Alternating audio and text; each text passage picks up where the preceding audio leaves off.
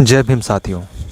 कुछ हमारे ओबीसी दोस्त बाबा साहब का विरोध करते हैं, परंतु शायद उन्हें मालूम नहीं है कि बाबा साहब देश के प्रथम कानून मंत्री थे और उन्होंने अपने पद से इस्तीफा सिर्फ ओबीसी की वजह से दिया था। अब इस बात को पूरा जाने क्यों।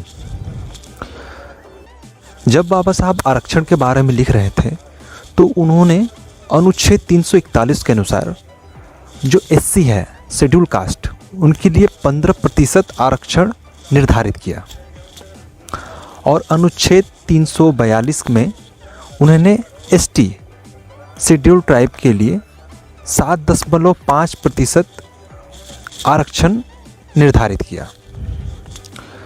अब आपको ध्यान देना चाहिए कि 341 और 342 से पहले आता है, तो अनुच्छेद 340 में क्या है वो आपको जानना चाहिए। तो अनुच्छेद 340 के अनुसार बाबा साहब ने ओबीसी को 52% आरक्षण देने का प्रावधान किया था। जी हाँ, अनुच्छेद 340 के अनुसार ओबीसी को 52% आरक्षण देने का प्रावधान किया था।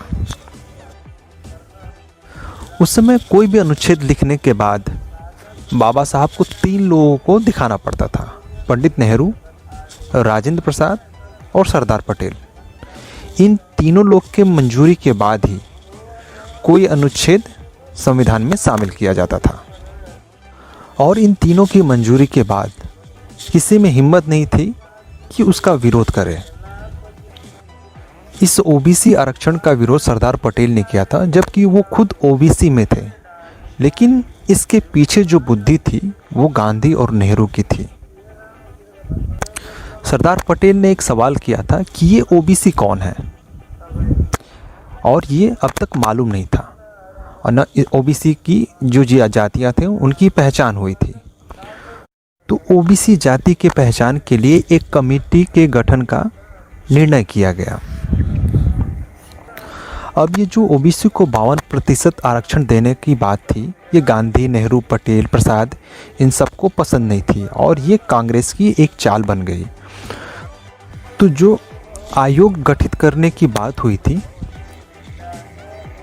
उसमें बहुत दिनों के बाद भी वो आयोग गठित नहीं हुआ और इसी से रुष्ट होकर बाबा साहब अम्बेडकर ने 27 सितंबर 1951 को कानून मंत्री पद से इस्तीफा दे दिया। मतलब ओबीसी कल्याण के लिए बाबा साहब ने अपने पद का त्याग कर दिया था।